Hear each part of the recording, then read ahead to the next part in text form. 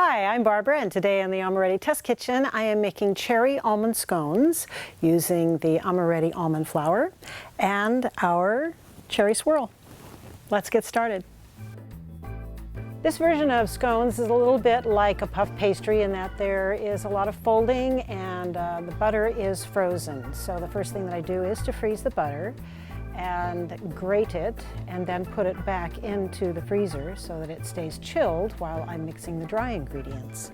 Next, I want to combine the milk and the sour cream and put it in the refrigerator so that it stays cool. Combine the dry ingredients.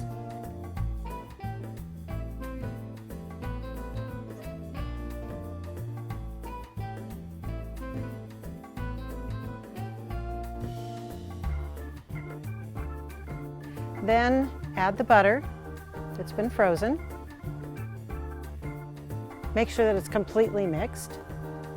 Then add the wet ingredients with a spatula. Just fold it in until it's all combined.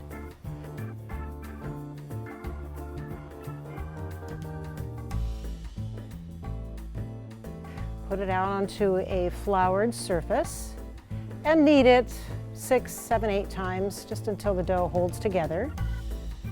Then roll it out to about 12-inch square and then fold it into thirds like a letter. You'll have to use the bench scraper. The dough is rather wet, so it's all right if it doesn't come out terribly even. It will bake just fine. Once that thirds are folded, then you want to fold it in thirds again by tucking the ends in. Now that they are folded, put your dough onto a floured plate or a piece of parchment and put it in the freezer for 5 minutes. When the dough comes out of the freezer, you will roll it out again to about a 12-inch square approximately. Put the dried cherries around the dough and press them in with the rolling pin. Then roll the dough into a log.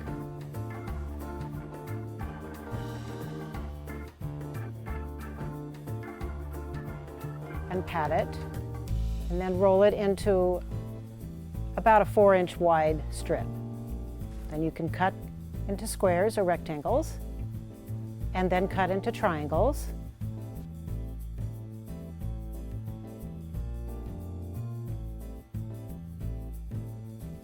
And put it on the sheet pan.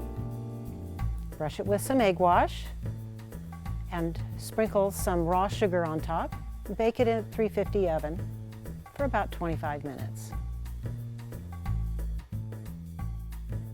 To make the glaze, combine your powdered sugar and some milk. It doesn't take too much. Mix it together, then add the cherry swirl.